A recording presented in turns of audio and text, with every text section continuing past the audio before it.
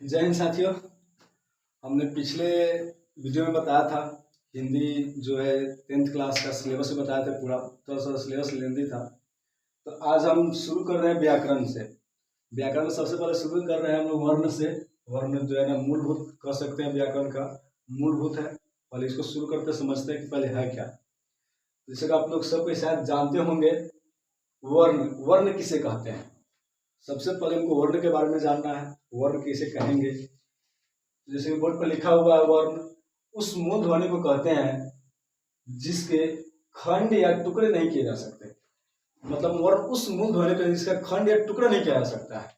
तो खंड या टुकड़े कैसे नहीं किया जा सकता, कौन कौन से वर्ण होंगे जिसको खंड या टुकड़ा नहीं किया जा सकता है। तो इसे हम बात करते हैं, एग्जाम्पल में बात करते हैं। जैसे में तो हम जैसे ले लेते हैं, कोई शब्द है जैसे अ, ई, उ, ऐसे जो शब्द है इनका खंड या टुकड़ा नहीं किया जा सकता। ऐसे और भी सारे शब्द हो सकते हैं, जैसे र हलंत हो गया, म हलंत हो गया, प हलंत।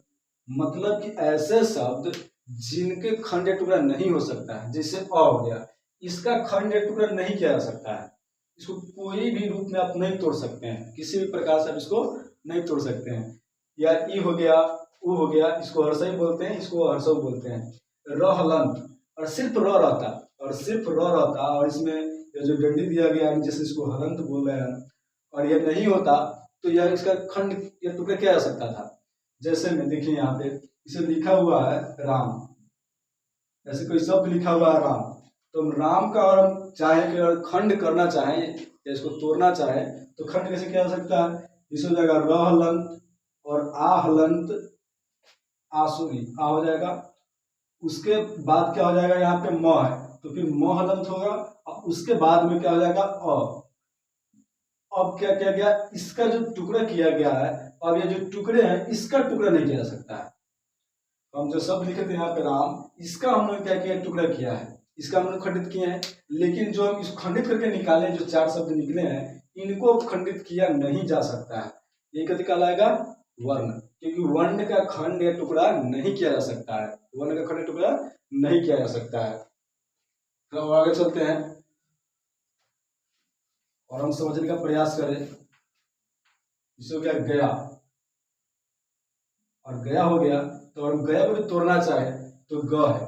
अब हम जैसे कि हम लोग सब भी जानते हैं कि अगर कोई भी ऐसा शब्द लेते हैं और हम व्यंजन की बात करें या स्वर में, तो स्वर में भी कई आ जाते हैं।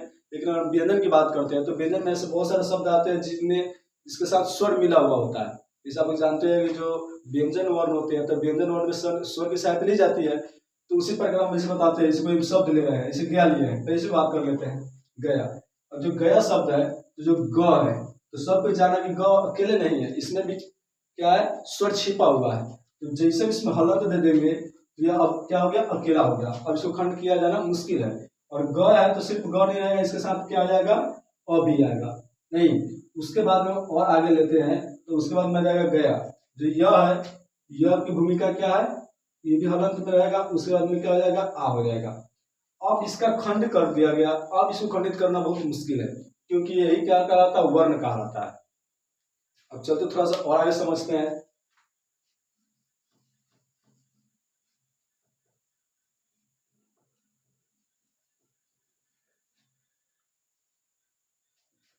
हर जैसे बात करते हैं तो वर्ण की बात कर लिए, हर वर्ण की एक अपनी लिपि होती है। लिपि तो आप लोग समझते होइएगा। जैसे यहाँ से जो हम लोग लिख रहे हैं, जैसे बाएं से दाएं तरफ जाया जाता है, हम लोग बाएं से दाएं तरफ जाएंगे तो ये लिपि कहलाता है। इसको हम देवनागरी लिपि कहते हैं। ऐसे जो लिखते हैं उसको बोलते हैं खरोष्ठी लिपि। नहीं, और जो ऊपर से नीचे लिखते आते हैं उसको रोमन लिपि बोलते हैं। तो हर एक शब्द की क्या होती है, अपनी अपनी लिपि होती है। तो जब ये शब्द वर्ण पढ़े हैं, इसका क्या होता है, अपनी लिपि है।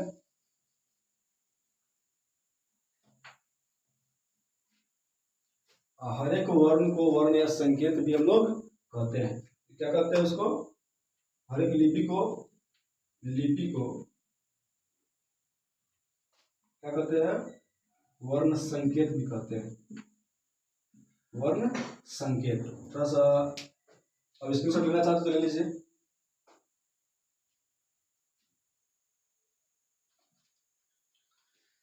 जैसे तो दोस्तों आप लोग वर्ण के बारे में कुछ पढ़ाए हैं, स्क्रीनशॉट लेने के लिए बोले थे, आपको स्क्रीनशॉट ले लिए होंगे जहाँ तक मेरा अनुमान है। तो वर्ण तो पढ़े थे, वर्णों के समूह को वर्णमाला कहते हैं, लेकिन उससे पहले जानना जरूरी है कि वर्णों की संख्या कितना है, वर्णों की संख्या कितनी है, हमको उसको पढ़ना है। पहले बात करते हैं स्वर्ण वर्ण। स्वर्ण वर्ण और एगो और वर्ण होता है, इसका हम व्यंजन, मतलब वर्ण को हम दो भाग में डिवाइड कर सकते हैं, स्वर और व्यंजन में। तो पहले हम स्वर पे बात कर लेते हैं। स्वर्ण वर्ण, स्वर्ण वर्ण की संख्या कितनी होती है? 11। ये क्वेश्चन बार बार पूछा जा चुका है, आपको बोर्ड मॉडल क्वेश्चन है कि हिंदी में पूछता है कि बताइए, जो हिंदी का जो लिटरेचर है, आपका जो सब्जेक्ट है हिंदी बुक, उसमें पूछ चुका है कि हिंदी में वर्णों की संख्या कितना है, स्वर वर्णों की संख्या कितना है। तो बार बार पूछा जा चुका है, तो आप इसको ध्यान रखिएगा, कितना है? 11। कौन कौन है? तो आप देखिए यहाँ पे अ, आ, हर्षई, दीर्घई, हर्षौ, दीर्घौ, री, ए, ओ और अ। टोटल जो संख्या है स्वर वर्णों की संख्या कितना है? 11। कितना है? स्वर वर्णों की संख्या 11 है। और हम बात करते हैं व्यंजन वर्णों की, तो व्यंजन वर्ण की संख्या कितना है? आगे फोकस करते हैं यहाँ पे। तो व्यंजन वर्ण में पहले हम वर्ग की बात करते हैं। जैसे क वर्ग हो गया, क वर्ग में आएगा पूरा, जैसे क, ख, ग, घ, अंग, पूरा क वर्ग में आएगा। फिर च वर्ग होगा, च, छ, ज, झ, य। फिर ट वर्ग, ट, ठ, ड, र, त, थ, द, ध, न, प, फ, ब, भ, म। ये व्यंजन वर्ण में ही शामिल है। तो इनकी संख्या हम वर्ग की बात करें, क वर्ग हो गया, च वर्ग, ट वर्ग, त वर्ग और प वर्ग। तो इसको अगर मिला लेते हैं तो इसकी पूरी संख्या जो है हो जाएंगे कितना? 25। 25 हुआ।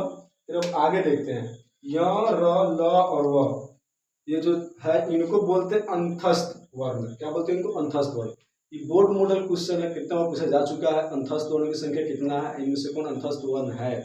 ऐसे बहुत सारे ऑब्जेक्टिव पूछे जा चुके हैं, मतलब फोकस रखिएगा कि क्या य, र, ल, व को क्या बोलते हैं हम लोग? अंतस्थ वर्ण बोलते हैं। इनकी संख्या कुल कितनी है? 4।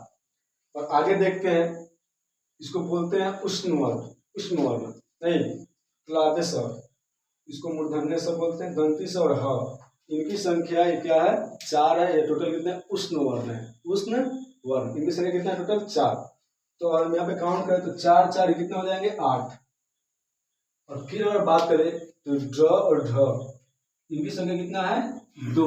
थोड़ा सा इनके उच्चारण प्रोनाउंसिएशन अलग होता है, इसके बारे में बात करेंगे आगे। इसे मैच नहीं करता, थोड़ा सा इससे अलग होता है, डिफरेंट होता है। अनुस्वार और विसर्ग, अनुस्वार और विसर्ग, इनको अगर हम काउंट करते हैं तो टोटल कितना हो जाएगा? 2। और हम यहाँ पे टोटल काउंट करें कि पूरा वर्ण का संख्या कितना हुआ, अगर हम काउंट करते हैं तो ऊपर कितना हुआ था? पूरा 11। हम यहाँ पे लिखते हैं तो जो ऊपर कितना हुआ था, स्वर की संख्या कितना हुआ था? 11। और जो क वर्ग, च वर्ग, ट वर्ग, त वर्ग और प वर्ग, किसी संख्या काउंट करते हैं तो कितना था? 25। सॉरी 25 है ना जी, हाँ 25। और उसके आगे हम देखते हैं तो 4 क्या हो गया? 4 वो संख्या हुआ अंतस्थ वर्ण का, और 4 कितना हुआ? उष्ण वर्ण का। इनको हम 8 लिख देते हैं। और उसके बाद में ड और ढ अनुसार से कितना? 8, 4 नंबर इसको लिख देते हैं। हम टोटल वर्ड काउंट करते हैं तो टोटल कितना आएगा? 48। मतलब ये टोटल को हम काउंट करते हैं, पूरा टोटल कितना हो गया? वर्णों की संख्या 48 हो गया। आप अगर इसको ध्यान से पढ़ते हैं और इसको ध्यान से इस दोनों फोकस करते हैं, विषय अनुसार, और इसको फोकस करते हैं तो उसका कम से कम तो फिक्स है कि इसमें से 2 नंबर को आना है, तो आना है ऑब्जेक्टिव में, एकदम कन्फर्म है कि आपके लिए एकदम आपके लिए लाभदायक होगा। तो आप इसमें ज़्यादा ध्यान दीजिएगा। आप स्क्रीनशॉट लेना चाहते हैं तो आप स्क्रीनशॉट प्लीज लीजिए।